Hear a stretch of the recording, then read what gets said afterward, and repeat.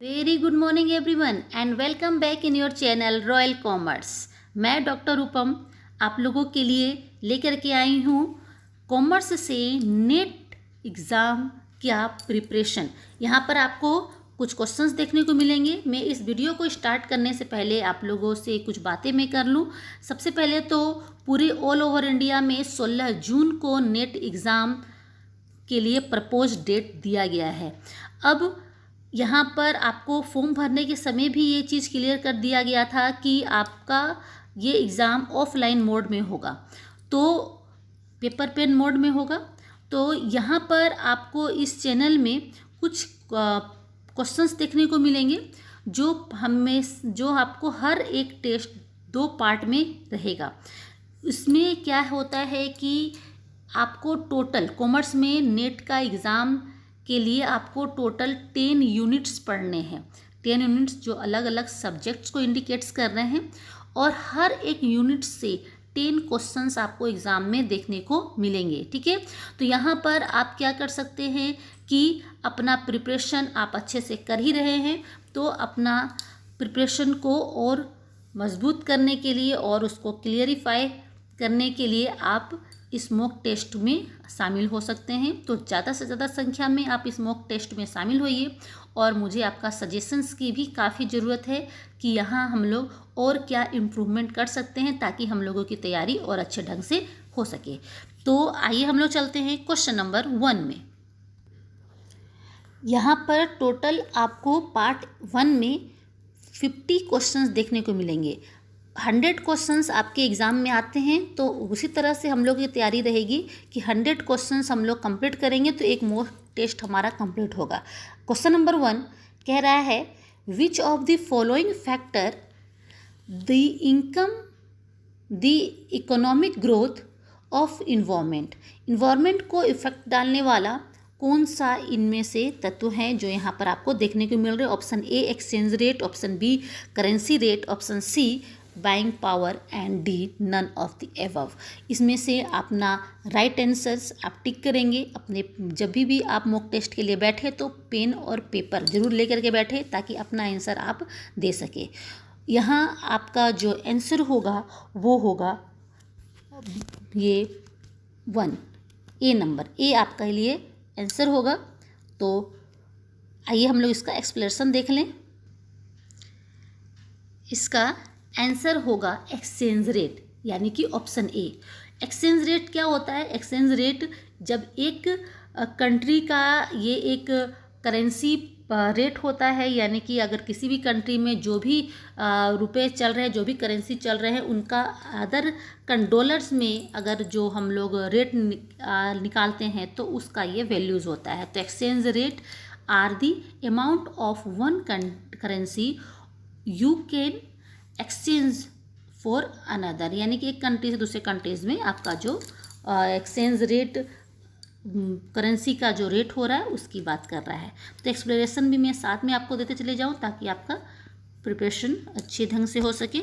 आते हैं question number 2 में। ये है क्वेश्चन नंबर 2। क्वेश्चन नंबर 2 में आप देख पा रहे हो यहाँ पर क्या बोल रहा है, मैच द फॉलोइंग। यहाँ आपको इस तरह का क्वेश्चंस बहुत ज़्यादा संख्या में आपको अपने एग्ज़ाम में देखने को मिलेगा, जहाँ पर आपको मैच करना होता है कि कौन सा पॉइंट किससे जा कर के मिलता है। तो यहाँ आपको क्या क्या मैक्सिममली आपको देखना पड़ेगा कि जितने भी पॉइंट्स अगर आपके लेफ़्ट साइड में है उन सभी का मीनिंग आपको जानना पड़ेगा। उसका एक कुछ भी अगर मैच कर रहा है तो वहाँ से हम लोग मिला लेंगे। जैसे कि हाँ बोल रहा है मॉनेटरी पॉलिसी जो है एक्चुअली में वो हम किसी भी कंट्री में मनी एंड क्रेडिट के सप्लाई से रिलेटेड होता है। तो अगर हम लोग इस पॉइंट ऑफ व्यू से देखते हैं तो ये जो है वो सी से कनेक्ट होता है। बजटरी पॉलिसी ये बतलाता है कि क्यों बजट क्या होने वाला है, हमारा फ्यूचर्स एस्टिमेशंस क्या है, तो ये बताता है। कमी को ही बतलाता है। तो ये 2 जो है वो डी से कनेक्ट होने वाला है। यहाँ से हम लोग एक जो भी क्वेश्चन है उसके साथ एक हम लोग मिलाते चले जाएंगे ताकि इस तरह से ये कटता चला जाए। तो इस हिसाब से अगर हम लोग देख रहे हैं 1 या 2 भी मिल जाए तो पूरा, अगर हमको नहीं भी आ रहा है कोई प्रॉब्लम नहीं हो रही है, इस हिसाब से अगर हम लोग देख रहे हैं तो ऑप्शन डी जो है वो आपका आंसर होगा। तो आइए हम लोग चलते हैं, थोड़ा एक्सप्लेनेशन भी साथ में करते हुए चले। ये आपके सामने हर एक पॉइंट्स का एक्सप्लेनेशन है। मॉनेटरी पॉलिसी क्या होता है, budgetary policy, foreign trade and foreign investment. यहाँ पर आप इन सभी को एक्सप्लेनेशंस को भी साथ में आप ले करके चलेंगे, ठीक है। तो हम लोग इसको देख लेते हैं, आगे बढ़ते हैं क्वेश्चन नंबर 3 में।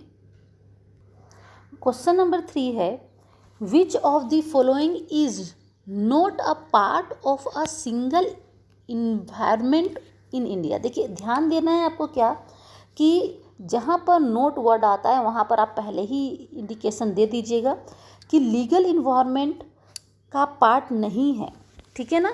तो यहाँ पर अपना क्वेश्चन, अपना आंसर आप जरूर दे दीजिए। अपना आंसर करने के बाद ही आप मेरे आंसर्स को देखिएगा। तो ये आपको यहाँ मालूम चल रहा है कि कंपटीशन पॉलिसी हो गया, MRTP एक्ट हो गया। कंपटीशन पॉलिसी देखिए ये 2002 में आया था। MRTP एक्ट काफ़ी ज़्यादा पुराना है, ये 1969 का पॉलिसी है। कंपटीशन एक्ट जो है उसी के आधार पर कंपटीशन पॉलिसी आई थी। तो यहाँ आपके लिए देखना होगा कि ये सभी जो है वो लीगल इन्वायरमेंट का पार्ट है, ठीक है। तो इस हिसाब से आपका आंसर जो है वो क्या हो जाएगा, डी, नन ऑफ दी, यानी कि सारा का सारा जो है वो लीगल इन्वायरमेंट का पार्ट है, ठीक है ना। तो आगे बढ़ते हैं, इसके हम लोग एक्सप्लेनेशन में पहुंचते हैं। आइए देखते हैं। कंपटीशन पॉलिसी क्या होता है, गवर्नमेंट का एक मार्केट में मोनोपोलीज, मार्केट्स को कंट्रोल करने का ये एक पॉलिसी है। उसके बाद ये एक लीगल इन्वायरमेंट का पार्ट है। मोनोपोलिस्ट जो MRTP एक्ट्स क्या है, इसका फुल फॉर्म इसको जरूर याद कर लीजिएगा, monopolist and restrictive trade practices. ये 1969 का पॉलिसी है, ठीक है, कंपटीशन एक्ट। तो यहाँ पर आप इसका एक्सप्लेनेशन भी साथ में चलेंगे हम लोग देखते हुए, और कुछ हिंट्स भी मैंने यहाँ पर आपको देने का प्रयास किया है। तो इस तरह से हम लोग का तैयारी काफ़ी अच्छे ढंग से हो पाएगा। आते हैं हम लोग क्वेश्चन नंबर 4 में। क्वेश्चन नंबर 4 ये आपका कह रहा है, which of the theories is known as a Porter's diamond. Porter's diamond theories के नाम से कौन सा यहाँ पर थ्योरीज जो है वो जाना जाता है। तो पोर्टर्स डायमंड्स, पोर्टर्स जो है एक्सपर्ट्स हैं। ये आपको शुरुआत का क्वेश्चन मिल रहा है बिजनेस इन्वायरमेंट से, तो मैं यूनिट्स भी बताते चले जाऊँगी ताकि आपको सब्जेक्ट्स को क्लासिफाई करने में ज़्यादा दिक्कत ना हो। तो ये जो क्वेश्चन चल रहा है फर्स्ट हाफ जो है ये इस बिजनेस इन्वायरमेंट का क्वेश्चन है। तो पोर्टर्स डायमंड्स थ्योरीज के नाम से कौन सा यहाँ पर जाना जाता है। तो आपका आंसर जो है वो होगा नेशनल कम्पटेटिव एडवांटेज, ठीक है ना। ये आपका क्वेश्चन ऑप्शन बी जो है वो पोर्टर्स डायमंड्स के नाम से जाना जाता है। यहाँ पर पोर्टर्स डायमंड्स का आप ये सारा डिटेल्स जो है वो पढ़ेंगे, ठीक है। आगे हैं हम लोग इसके एक्सप्लेनेशन। बच्चों आप इन क्वेश्चंस को पेन डाउन बिल्कुल नहीं करेंगे। इसी चैनल के टेलीग्राम में मैं ये सारा क्वेश्चंस एंड एक्सप्लेनेशन में आप लोगों के लिए सेंड कर दूंगी। तो आप यहाँ पर सिर्फ देख लीजिए कि यहाँ पर क्वेश्चंस आपको किस तरह से पूछे जाते हैं। यहाँ इसका एक्सप्लेनेशन में पोर्टर्स डायमंड्स जो है क्या है, ये properly refer to as the Porter's diamond theory of national advantage is a model that is deliberate the comprehends the competitive advantage that nation acquired due to certain available factors and the describe how government can act a catalyst to improve a country's positions in the global environment, ठीक है। तो आपका ये porters diamonds theories जो है वो आपके national advantage से जुड़ा हुआ है। ये क्या करता है, ये ग्लोबल इन्वायरमेंट में गवर्नमेंट को ये हेल्प करता है कि वो किस तरह से वो नेशंस के इक्वायर्स, इसके सारे फैक्टर्स के बारे में डिटेल्स दे सके, ठीक है। तो आई होप ये सारी चीज़ें आप लोगों के लिए फ़ायदेमंद होगी। कुछ हिंट्स हम लोग कर लें, ठीक है। तो ये नेशनल हमारे राष्ट्रीय से जुड़ा हुआ है। आते हैं हम लोग क्वेश्चन नंबर 5 में। इसमें हम लोग और क्या बदलाव कर सकते हैं, ये बात अपना सुझाव आप लोग ज़रूर से ज़रूर भेजेंगे। और क्वेश्चंस की संख्या चूँकि ज़्यादा रहेगी तो मैं यहाँ पर जल्दी जल्दी क्वेश्चंस को आगे बढ़ा रही हूँ। यहाँ देखिए क्वेश्चंस मिल रहा है कि विच of the following is note. फिर से आ गया ये नोट वाली बात, तो हम लोग जल्दी से इसको हम लोग नोट भी कर लें। ये नोट जो है वो यहाँ पर इस लाइन को देख लेते हैं, ठीक है ना, इस लाइन को देख लेते हैं। ये क्या है, नोट। तो note an example of ad valorem tax. देखिए एड वॉरलम टैक्स क्या होता है, ये जितने भी तरह के जो टैक्स होते हैं वो एड वॉरलम टैक्स ही होते हैं। केवल एक टैक्स को छोड़ करके जो राज्य के द्वारा लिया जाता है वो है, क्या होता है, टैक्स ऑन तंबाकू। तंबाकू के ऊपर का जो टैक्स है वो एड वॉरलम टैक्स नहीं होता है, ठीक है। बाद बाकी का ये सारा टैक्स जो है, जो प्रॉपर्टी टैक्स हो गया, सेल टैक्स हो गया, वेट हो गया, ये सभी एड वॉरलम टैक्स है, ठीक है। तो आते हैं हम लोग इसके एक्सप्लेनेशन। ओके, देख लीजिए यहाँ क्या बोला जा रहा है कि ad valorem tax is a tax that is based on the assessed value of a properties, products और सर्विसेज, ठीक है। Properties tax, sale tax and VAT are all examples of this tax, है ना। और यहाँ पर क्या चीज़ है कि टैक्स ऑन तंबाकू, ये जो है स्पेसिफिक टैक्सेस है, ये एड वॉरलम टैक्स नहीं है। तो यहाँ पर आपको यहाँ क्लियर हो चुका है। आते हैं हम लोग नेक्स्ट क्वेश्चन में। क्वेश्चन नंबर 6 है, which of the following does not fail under the ineligible category under the merchandise exports for India scheme. यहाँ पर जो एक्सपोर्ट सिस्टम्स की बात कर रहा है, तो ये एक्सपोर्ट सिस्टम जो है ये सभी को आप लोगों को मालूम होना चाहिए। ऑप्शन ए देखिए क्या बोल रहा है, supply made from DTA and units of S says यानी स्पेशल इकोनॉमिक जोन। बी जो है आपके सामने है, बी क्या बोल रहा है कि EOQ who are availing direct tax benefits exemptions.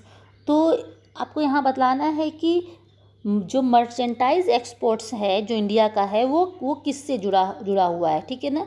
यहाँ पर आपका आंसर जो है वो हो जाएगा सी। इसके बारे में डिटेल्स ज़्यादा हमें ज़्यादा एक्सप्लेन करूँगी तो ऐदा बड़ा हो जाएगा, तो वीडियोज़ मुझे ज़्यादा बड़ा नहीं करनी है। आते हैं हम लोग इसके एक्सप्लेनेशन में। एक्सप्लेनेशन को क्वेश्चन के साथ ऐड करने का यही मोटो है कि ज़्यादा से ज़्यादा मैं आपको चीज़ों को जो समझाने में समय बर्बाद ना कर सकूं। तो देखिए, अब export merchandising is a method of offering retail goods for sale in a foreign customer market. यानी कि ये जो क्या है, ये फॉरेन कस्टमर मार्केट को टारगेट करने वाला स्कीम है। तो आपका आंसर जो है यहाँ पर आपको ये एक्सप्लेनेशन आपको यहाँ पर देखने को मिल जाएगा। ये STP आपको हिंट्स में देखिए क्या मिल रहा है। STP जो है वो 100% एक्सपोर्ट ओरिएंटेड स्कीम है। एक्सपोर्ट यानी कि जो आप सामान एक माल को, गुड्स को आप दूसरे कंट्रीज़ में एक्सपोर्ट करते हैं, तो ये टोटली जो है कस्टमर्स को टारगेट करके ये स्कीम किया जाता है। ये इंडिया के द्वारा ये बनाया गया ये स्कीम है एक्सपोर्ट्स को बढ़ावा देने के लिए। आते हैं नेक्स्ट क्वेश्चन नंबर 7 क्या कह रहा है, the investment made by the transnational companies in host countries to manufacture products that are not being manufactured by the parent company is known as. Parents company को इस कैटेगरीज में या इस situations में क्या कहेंगे, जब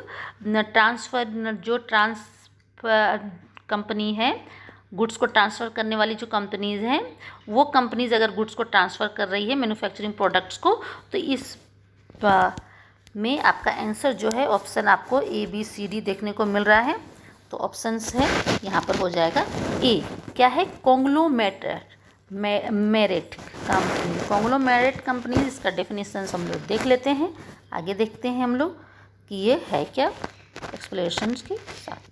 देखिए क्या होता है ये, conglomerate company deals with unrelated business, ठीक है ना। In a conglomerate own one companies owned a control stake in a number of smaller companies that have different business. Conglomerates types of the companies, इसका meaning यहाँ पर देख रहे हैं ना, exactly define the above mentioned statement in this operation.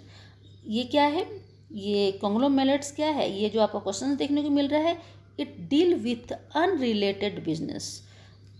तो आगे बढ़ते हुए नेक्स्ट क्वेश्चंस आपके लिए है क्या, फ्री ट्रेड एरिया से है. यहाँ आपको इस तरह का क्वेश्चंस भी कई देखने को मिलेगा. एक आपका ऑप्शन रहेगा, मतलब कि एक आपका कोटेशन रहेगा, दूसरा वही उसी कोटेशन का रीजन्स यहाँ पर देखने को मिलेगा. तो ए एंड आर दोनों में से आपको देखना है कि क्या जो आर है वो ए को अच्छी तरह से एक्सप्लेन कर पा रहा है या नहीं. तो फॉरेन ट्रेड्स की फ्री ट्रेड एरिया की बात हो रही है. क्वेश्चन हम लोग देख लेते हैं. क्या कहना है क्वेश्चन, कहना है इसका, and the Andean Pact has been sign between, जो कंपनीज है, जो कंट्रीज है उनके लिए Bolivia, Colombia, Ecuador and Peru and can be cited as a example of a free trade area. तो यहाँ आपको ये देखने को मिल रहा है कि ये जो एंडेंट पैक्ट है वो इनके बीच में किया जाता है. इन कंट्रीज, जो कंट्रीज़ यहाँ पर आपके नाम देखने को मिल रहा है, ठीक है. तो इनके बीच का है, इनके बीच क्या होता है, फ्री ट्रेड एरिया. ये फ्री ट्रेड एरिया है. तो आपको देखना है कि क्या ये आर जो है, आर का कहना है कि this countries has no internal tariff, इनके बीच में कोई इंटरनल टैरिफ नहीं लिया जाता. And the common external tariffs is imposed on goods import from the non members countries. इनके ये जो है, ये दो ये पार्ट्स यहाँ पर आपको देखने को मिलेंगे. तो इसका आंसर जो है वो ऑप्शन ए कह रहा है कि A and R both correct है and R correctly explained A. तो और उसके बाद बी का भी वही कहना है कि दोनों करेक्ट है, ए एंड आर दोनों करेक्ट है, लेकिन आर जो है वो एक्सप्लेन नहीं कर रहा है. सी में भी आप ऑप्शन देख पा रहे हैं, दोनों इनकरेक्ट है. एंड ए जो है, यहाँ पर आपको ये बात जानना पड़ेगा कि कुछ क्वेश्चन देखिए ऐसे भी रहते हैं जो आपको खुद से पढ़ के भी देखना पड़ता है कि क्या ये इसको, इस सेंटेंस को पूरी तरह से आर जो है कवर कर रहा है कि नहीं कर रहा है, ठीक है. तो इस हिसाब से हम लोग देखते हैं. तो यहाँ पर ऑप्शन ए जो है वो आपको मिलेगा, ये आपका राइट आंसर होगा, ठीक है ना. ऑप्शन ए आपका राइट आंसर है. आते हैं इसके एक्सप्लेनेशन में. जी, करेक्ट आंसर जो है वो ए होगा. A and R both are correct and R correctly explain A explanation, ठीक है ना. तो यहाँ पर इसका ये बताया गया है कि द कैटेगरीज एग्रीमेंट में ऑफ मे 1969 का एस्टेब्लिश्ड द ग्रुप ऑफ एंडिनो और एंडेन कॉमन मार्केट, ठीक है ना. ये जो है ये पॉलिसीज कब आई थी, 1969 की है. The part of short of to integrate the economic of Colombia, Ecuador, Peru, Bolivia and Chile. ये सब इनके बीच में ये एक एग्रीमेंट्स था इन कंट्रीज़ के बीच में. और इनके लिए ये क्या है, ये फ्री ट्रेड एग्रीमेंट्स के लिए ये कंट्रीज़ जो है आपस में इंटरनल ट्रेड करती है. तो इसके चीज़ें यहाँ पर आपको एक्सप्लेन किया गया है, ठीक है ना.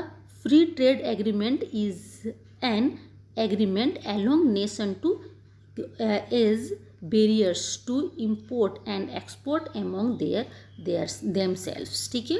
तो एक्सप्लेनेशन आपके सामने है, इसको आप अच्छे से पढ़ लेंगे, ठीक है. हिंट में हम लोग आते हैं, क्या बोल रहा है, FTA call for a reduction in barriers to, ये क्या FTA क्या है, ये बैरियर्स जो है इम्पोर्ट एक्सपोर्ट्स बिजनेस में मेंबर्स कंट्री के बीच में बैरियर्स को ये क्या करता है, हटाता है, ठीक है.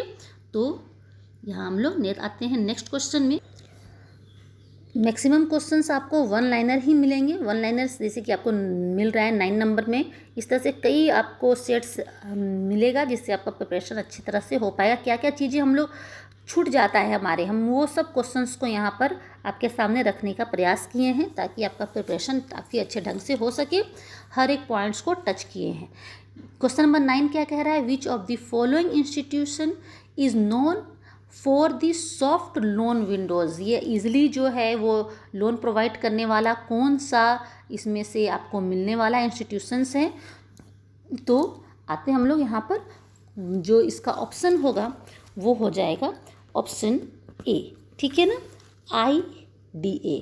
ऑप्शन ए जो है ये इसका आंसर होगा, जो सॉफ्ट लोन विंडोज़ है जो इजली लोन प्रोवाइड करता है। आते हैं इसके एक्सप्लेनेशन में। एक्सप्लेनेशन देखिए क्या, देखिए IDA का फुल फॉर्म है इंटरनेशनल डेवलपमेंट एसोसिएशन। ये क्या करता है, ये इस अ पार्ट्स ऑफ ये वर्ल्ड बैंक, ठीक है, वर्ल्ड बैंक ग्रुप का ये पार्ट है। वर्ल्ड बैंक ग्रुप में आपको यहाँ मालूम चलना चाहिए कि कौन कौन से और भी पार्ट हैं जिससे रिलेटेड क्वेश्चंस आपको देखने को मिलेंगे। इस तरह का क्वेश्चन वर्ल्ड बैंक से तो क्वेश्चंस एक हर बार एग्जाम में देखने को मिला ही है, ठीक है ना। इसका एम क्या होता है, IDA का फुल ये क्या होता है कि जितने भी आपके गरीब कंट्रीज़ हैं, ठीक है, पॉवर्टीज़ को इम्प्रूव करने के लिए और इकोनॉमिक ग्रोथ को इम्प्रूव करने के लिए और पॉवर्टीज़ रिड्यूस करने के लिए ये वीक जो कंट्रीज होते हैं उनको ये लोन प्रोवाइड करते हैं, ठीक है। तो एक्सप्लेनेशन आपके सामने है।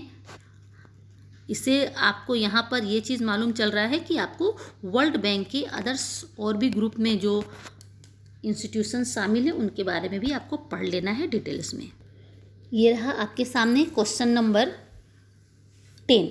Which of the following deal with the rule governing international trade in services? Governing international trade in services का कौन सा मतलब कि यहाँ पर पार्ट्स है, तो ये हो जाएगा गेट। ये गेट है GATE, यानी कि ऑप्शन आपका ए है। ऑप्शन ए है GATS, ये आपका ऑप्शन ए है। यानी कि आपको क्या कर लेना है कि इन सभी के बारे में भी आपको पढ़ लेना है कि ये क्या है, ठीक है। तो आप एक अपना शॉर्ट नोट्स बिल्कुल तैयार करेंगे। पढ़ाई आप लोग जिस भी तरह से लेकर के चल रहे हैं, ठीक है, लेकिन आप जो बताए गए यहाँ क्वेश्चंस को भी आप अच्छे से कर लेंगे। ये जो है आपका GATS का फुल फॉर्म है general agreement on trade in services, right. ये जो है क्या हुआ, this is the first multilateral agreement that provide a framework of guideline for trade in services with the aim of liberalization in services with an aim to liberalize trade in services, sorry मैं थोड़ा सा ये हो गया था, and provide a mechanism for dispute resolution.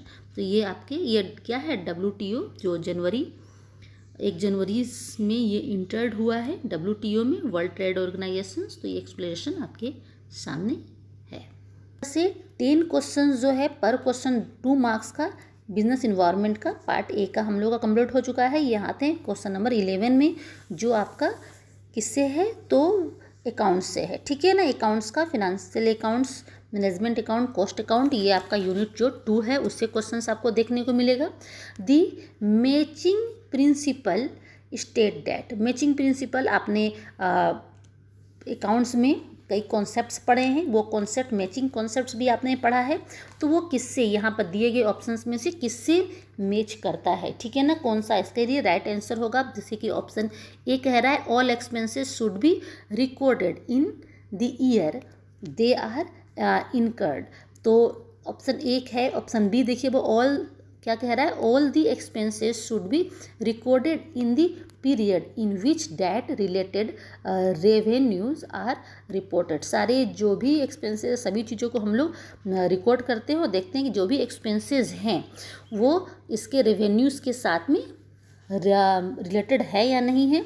तो ज़्यादा हम लोग ऑप्शन नहीं देख करके हम लोग जो उसका राइट आंसर से उसी पर आते हैं। तो ये हो जाएगा ऑप्शन बी जो है इसका राइट आंसर हो जाएगा। तो आपको अकाउंट्स में क्या कर लेना है, कॉन्सेप्ट्स को सारे अच्छे से पढ़ लेना है, ठीक है ना।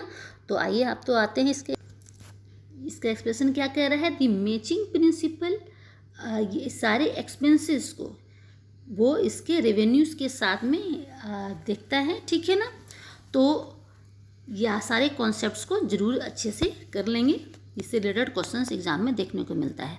यहाँ पर इस मॉक टेस्ट का एक व्यू और भी है कि आपको उन सभी पॉइंट्स के तरफ लेकर के जाना जहाँ से क्वेश्चंस मैक्सिममली रेज्ड होते हैं।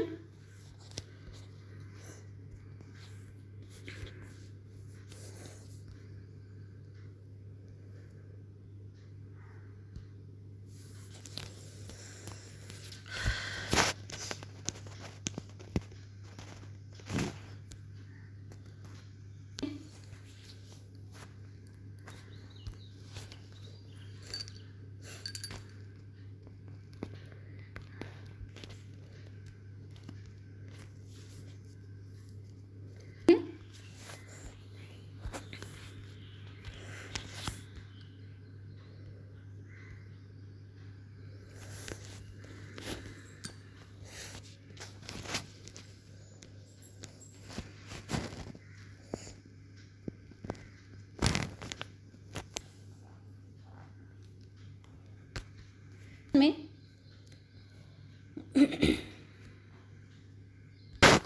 Question number 14, inflation accounting is a types of, inflation accounting वो किस टाइप्स का अकाउंट्स है, तो आपको देखने को मिलेगा ये है general price level adjustment account. तो ऑप्शन डी जो है वो आपके लिए राइट आंसर हो जाएगा, ठीक है। ए में हिस्टोरिकल अकाउंट कॉस्ट अकाउंटिंग कह रहा है, फेयर वैल्यूज़ अकाउंटिंग ये बी का है, ऑप्शन सी जो है वो ह्यूमन रिसोर्स अकाउंटिंग है।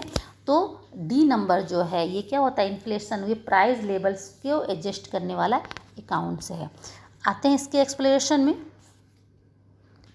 ये inflation accounting is a special technique use two factors in the import for increasing cost of goods in the reported figures of global companies. या ये इसको इन्फ्लेशन अकाउंटिंग क्या करता है, ये जो है स्पेशल टेक्निक से है, जो अपने इम्पोर्ट एक्सपोर्ट्स बिजनेस में जब इन्वॉल्व होते हैं तो ये चीज़ें जो हैं हम लोग इन्फ्लेशंस के अकॉर्डिंगली सारे गुड्स के वैल्यूज़ को वैल्यूएट करते हैं, ठीक है ना। Inflation accounting ultimately am the general price level adjustment, इसका ही ये होता है कि एक जनरल प्राइस लेवल्स को बना करके रखें, ठीक है, बिजनेस के अंदर। इन्फ्लेशन अकाउंटिंग हिंस आप लोग देख लेते हैं, क्या कह रहा है कि inflation accounting companies a range of accounting models, ये डिज़ाइंड है पूरी तरह से करेक्ट प्रॉब्लम्स जो भी रेज्ड होते हैं, मतलब हिस्टोरिकल कॉस्ट वगैरह ये सब चीज़ों में, तो उसको इसका ये सोल्यूशन प्रोवाइड करता है। हिस्टोरिकल कॉस्ट अकाउंटिंग जो है इसमें कई त्रुटियां हैं, उस त्रुटियों को इन्फ्लेशन अकाउंटिंग जो है वो दूर करता है। नेक्स्ट आते हैं हम लोग इसके नेक्स्ट क्वेश्चन में। नेक्स्ट क्वेश्चन है क्वेश्चन नंबर 15, जहाँ पर आपको क्या देखने को मिल रहा है, क्वेश्चन है as per the Indian accounting standard on financial report in hyper inflationary economics and economy is consider hyper inflationary if. तो यहाँ जो क्वेश्चंस बोल रहा है हाइपर इन्फ्लेशनरी, इन्फ्लेशंस की बात कर रहा है, हाइपर इन्फ्लेशनरी की बात कर रहे हैं, तो ये कहाँ पर और कब रेज्ड होगा इंडियन अकाउंटिंग स्टैंडर्ड में, इसके बारे में डिटेल्स कहाँ दिया हुआ है, तो इसमें क्या डिटेल्स दिया हुआ है इंडियन अकाउंट इंड एस में, तो वहाँ हम लोग इसको देख लेंगे। ऑप्शंस जो है इसका हम सभी ऑप्शन को ना पढ़ते हुए आते हैं हम लोग इसके राइट आंसर में। ऑप्शन बी होगा ये, जहाँ पर a cumulative inflation rate over the part 3 year has exceeded 100%। तो 3 साल का जो है वो 100%ली एक्सीज्ड होता है इन्फ्लेशन। तो ये इन्फ्लेशन अकाउंटिंग आप लोग अच्छे से पढ़ जरूर लेंगे, इससे रिलेटेड क्वेश्चंस आते हैं। नेक्स्ट आते हैं इसके एक्सप्लेनेशन में। देखिए ये इंडियन अकाउंटिंग स्टैंडर्ड्स में के 29 में इसके बारे में पूरा डिटेल्स दिया हुआ है कि if the cumulative inflation rate over 3 years approaching or exceeds 100%, the provisions of hyperinflation account would be applicable. ये कब एप्लीकेबल होगा? जब 3 साल जो है आपका अप्रोच जो यानी कि एक्सीड होगा ये 100% तक, ठीक है। तो कम्युलेटिव बेसिस पर, ठीक है ना। ये इसको ये जरूर याद कर लीजिएगा। ये कब कहाँ बताया गया है? तो अकाउंटिंग स्टैंडर्ड 29। तो अकाउंटिंग स्टैंडर्ड आप अच्छे से पढ़ लेंगे। आते हैं नेक्स्ट क्वेश्चन में। Question number 16। क्वेश्चन नंबर 16 है, when partnership deed provide clause for interest on capital but is silent about the treatment. जब आपका जब इंटरेस्ट ऑन कैपिटल्स ये बताया हुआ नहीं है, डीड में नहीं लिखा गया है, उसके बारे में कोई इन्फॉर्मेशन नहीं है, तो ये इसके लिए कब प्रोवाइड किया जाएगा, है ना। इसके बारे में क्या प्रोविजंस क्या है, मतलब ये चारों ऑप्शंस में आपको देखने पड़ेंगे। जब डीड में ये बात नहीं लिखी हुई है कि इंटरेस्ट ऑन कैपिटल दिया जाना चाहिए, तो कब इंटरेस्ट ऑन कैपिटल दिया जाना चाहिए, एक्चुअली में यही इस क्वेश्चन का मीनिंग है। तो आते हैं क्वेश्चन नंबर 16 का। ये हो जाएगा ऑप्शन बी इसका राइट आंसर। जब interest on capital is allowed only the extent of profit, जब प्रॉफिट हमारा रहे, प्रॉफिट से ही हम लोग कैपिटल रेशियो में, कैपिटल शेयरिंग रेशियो में ही हम लोग इंटरेस्ट ऑन कैपिटल जो है वो देंगे, ठीक है ना। If profit before interest in less than the interest amount, ठीक है ना। तो आपका ऑप्शन बी जो है इसका राइट आंसर होगा, ठीक है। आते हैं एक्सप्लेनेशन में। ये आपके सामने एक्सप्लेनेशन है कि interest on capital is not payable if the partnership deed is silent. Partnership deed में अगर नहीं दिया रहेगा तो इंटरेस्ट ऑन कैपिटल्स अगर मतलब क्या बोला जा रहा है कि नहीं देंगे on the issue and can not be claimed as a matter of right if not expressly agreed upon by the partners, ठीक है ना। लेकिन यहाँ पर क्या बोल रहा है, here profit before interest is less than, यानी कि प्रॉफिट्स कभी भी इंटरेस्ट ऑन कैपिटल्स हम लोग प्रॉफिट को लॉस में कन्वर्ट करके नहीं देंगे। जब प्रॉफिट होगा उसी प्रॉफिट्स में से हम लोग इंटरेस्ट ऑन कैपिटल, आप पार्टनरशिप का क्वेश्चन जब बनाए होंगे तो वहाँ पर इसी चीज़ क्लियर हो चुका होगा कि जब हमारा प्रॉफिट होगा तो प्रॉफिट पे ही हम लोग इंटरेस्ट ऑन कैपिटल देते हैं, ठीक है। और किस रेशियो में? तो कैपिटल शेयरिंग रेशियो में देते हैं। आते हैं नेक्स्ट क्वेश्चन में जल्दी से। इस तरह का क्वेश्चन नंबर 17 जो है वो न्यूमेरिकल्स टाइप्स क्वेश्चन जो है वो भी आपको देखने को मिलेगा। जैसे कि यहाँ पर कह रहा है कि XYZ are partner in 4:3:2, Y wish to leave the firm, Y छोड़ना चाहता है। द प्रॉफिट ऑन रिवैल्यूएशन किया जाएगा प्रॉफिट। अब जब छोड़ते हैं तो हम लोग रिवैल्यूएशन करते हैं, तो the profit on revaluation on that date was 36,000। तो ये प्रॉफिट दिया हुआ है उस समय का जब वाई इसको फर्म को छोड़ना चाहता है। The new profit sharing ratio जो है वो X एंड Z का 5:2 है। The distribution of profit on revaluation will be, किस तरह से हम लोग डिस्ट्रीब्यूट करेंगे उनके बीच में प्रॉफिट्स को। तो यहाँ पर आपको option A B C D दिया हुआ है। तो यहाँ आपको जो आंसर्स देखने को मिलेगा, कैलकुलेशन आप यहाँ मैं आप लोगों को दिखलाती हूँ, लेकिन यहाँ जो आंसर होगा वो क्या हो जाएगा, ऑप्शन A। तो इस तरह से भी क्वेश्चंस आपको देखने को मिलेगा। क्वेश्चंस में आपको रफ करने भी पीछे में जगह होता है, तो आप वहाँ पर रफ करके अपने आंसर्स को बना सकते हैं। तो ये एक्सप्लेनेशन आप देख पा रहे हो कि प्रॉफिट जो है वो 36,000 से पार्टनर्स का जो रेशियो है वो है XYZ का 4:3:2। तो इनके बीच में हम लोग इसको बांट देंगे। तो यहाँ पर आपको फाइनल रिजल्ट्स देखने को मिलेगा, ठीक है। तो ये आपका हिंट्स भी यहाँ पर मैं आपको दे रही हूँ। तो आइए देखते हैं नेक्स्ट क्वेश्चन। ये है क्वेश्चन नंबर 18। क्वेश्चन नंबर 18 कह रहा है कि the partnership can be dissolve in case of, partnership जो है वो कब डिजोल्व होता है। तो सिंपल सी बात है कि हर वो सिचुएशंस तब जब उसके शेयरिंग रेशियो में चेंजिंग होगा तब पार्टनरशिप डिसॉल्व होगा। नए नए पार्टनर्स आएंगे, जो पार्टनर से उनका डेथ हो जाएगा या कोई करंट पार्टनर से वो इंसॉल्वेंट हो जाएंगे, या हम लोग प्रॉफिट शेयरिंग रेशियो में चेंजिंग करते हैं। तो इस हिसाब से ये चारों ही सिचुएशंस जो है वो आपकी पार्टनरशिप फर्म को डिसॉल्व करने वाला सिचुएशंस है। तो ऑप्शन डी इसका आंसर होगा। आते हैं, ठीक है। तो इसका ये एक्सप्लेनेशन हो जाएगा कि जब भी प्रॉफिट शेयरिंग रेशियो चेंज होता है, न्यू पार्टनर्स आते हैं, रिटायरमेंट होता है, डेथ होता है, इंसॉल्वेंट होते हैं पार्टनर्स, तो उन सभी सिचुएशंस में आपको देखने को मिलेगा कि पार्टनरशिप फर्म डिसॉल्व हो गया। तो यहाँ पर ये आंसर्स आप लोग देख लेंगे एक्सप्लेनेशन। नेक्स्ट आते हैं, question number 19, deemed to be public company has all these features expect.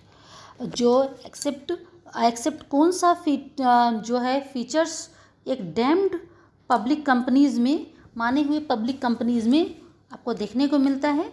इसको छोड़ करके है ना वो फीचर्स आपको लोग यहाँ पर देखना है। तो यहाँ पर जो आपका आंसर हो जाएगा वो हो जाएगा ऑप्शन सी, ठीक है ना। Option C, 25% of it directors are government personal. यहाँ पर ये ऑप्शंस जो है वो उसको एक्सेप्ट कर दिया जाता है। बताएगा ये सभी फीचर्स जो हैं वो आपको एक पब्लिक कंपनीज़ में डैम माना जाता है कि पब्लिक कंपनी में ये सब सारे फीचर्स होंगे, क्योंकि पब्लिक कंपनी में गवर्नमेंट का कोई भी रोल नहीं होता है, ठीक है। तो इस तरह से आप अपने आंसर्स को देखेंगे। आते हैं इसके एक्सप्लेनेशन में। कंपनीज एक्ट 2013 जो है वो ये बात को कह रहा है कि जो प्राइवेट कंपनीज़ है उसमें वो इफ़ अगर कोई उसका सब्सिडरीज कंपनीज, यानी कह रहा है कि यहाँ पर private company is deemed to be a public company if it is a subsidiary of a company not being a private company, ठीक है ना। यहाँ पर क्या कह रहा है, as it is not a public company. Public companies में ही गवर्नमेंट का पार्टिसिपेशन होता है, वैसे प्राइवेट कंपनी में नहीं होता। ये आपका एक्सप्लेनेशन आपके पास यहाँ पर दिया हुआ है। सारे एक्सप्लेनेशन को आप डिटेल्स में अच्छे से पढ़ लेंगे, ठीक है। आते हैं नेक्स्ट क्वेश्चन में। Next question number 20। चूँकि टाइम जो है वो ज़्यादा हो रहा है, मुझे लग रहा है कि एक वीडियोज़ में मैं 20 क्वेश्चन इसी आपके सामने रख पाऊँगी। इस तरह से हमारा जो सीरीज़ होगा वो 100 क्वेश्चंस का एक सीरीज़ होगा, जो आपके पाँच पार्ट में आपके सामने में रखूँगी, ठीक है। तो यहाँ पर आप देख पाओगे कि यानी कि 100 क्वेश्चन हमारा कंप्लीट होगा 5 पार्ट में। काफ़ी लंबा वीडियोस ना आए और मैं जल्दी जल्दी ये सारी क्वेश्चंस को आपके सामने रखने का प्रयास करूँगी। तो आते हैं हम लोग क्वेश्चन नंबर 20 में। बोल रहा है कि if the premium of the forfeited share, जो फोरफिटेड शेयर का जो प्रीमियम है जो लिया जाता है, was received that will be the accounting treatment that all will follow if such share are forfeited. तो उस समय क्या ट्रीटमेंट्स क्या था, यहाँ पर options A B C D दिया हुआ है। तो इस ऑप्शंस में आप ऑप्शंस को अच्छी तरह से पढ़ लीजिएगा। यहाँ आपका जो आंसर होगा वो मैं बता देती हूँ। वहाँ पर आंसर जो हो जाएगा वो हो जाएगा ऑप्शन C, ठीक है ना। ऑप्शन C जो है वो आपका आंसर होगा। Security premium account stay unaffected. यहाँ जब हम लोग शेयर को फॉरफिटेड करते हैं तो सिक्योरिटीज़ प्रीमियम को हम लोग इससे कोई इफेक्ट इस पर नहीं पड़ता है। हम लोग इसका जनरल एंट्रीज कर लेते हैं। Bank account debit share to share for future account, to जिस पर हमको शेयर नहीं मिल रहा है उस अमाउंट उसको हम लोग 2 में डालते डेबिटेड करते हैं। तो यहाँ से आप लोगों को टोटल क्वेश्चन 1 से लेकर के 20 तक आपको यहाँ पर देखने को मिला है। नेक्स्ट पार्ट में जो बहुत ही जल्दी आपके सामने मैं रखूँगी, जहाँ पर 20 क्वेश्चंस और होंगे। इस तरह से करते करते हम अपने प्रिपरेशंस को अच्छे ढंग से कर पाएंगे। तो आई होप ये आपके लिए काफ़ी ज़्यादा बेनिफिशियल होगा। एक बात मैं बताते चलूँ कि नेट के एग्ज़ाम में अधिकतर जो चीज़ें होती है वो वर्डिंग्स पर होते हैं। वर्डिंग्स का मीनिंग आपको जो वर्ड्स दिए हुए हैं वो थोड़े से टिपिकल्स होते हैं। उन वर्ड्स का अगर आप मीनिंग समझ गए तो आपका आंसर आपके सामने ही होता है। तो इस ढंग से हम लोग अगर देख पा रहे हैं तो वही चीज़ें हम लोगों ने मैंने क्वेश्चंस में डालने का प्रयास करा है, तो आप उसको अच्छे ढंग से देख लेंगे और इसमें क्या इम्प्रूवमेंट कर सकते हैं हम लोग इस वीडियोज़ में, इसका सुझाव भी आप ज़रूर से ज़रूर देंगे। यहाँ पर आप मैक्सिममली आप इस सीरीज़ के साथ में जुड़िए, अपना तैयारी आप करते रहिए और यहाँ पर आप मॉक टेस्ट लगाते रहिए। आज के लिए बस इतना ही, मिलते हैं हम लोग नेक्स्ट वीडियो में। आज के लिए thank you and have a nice day.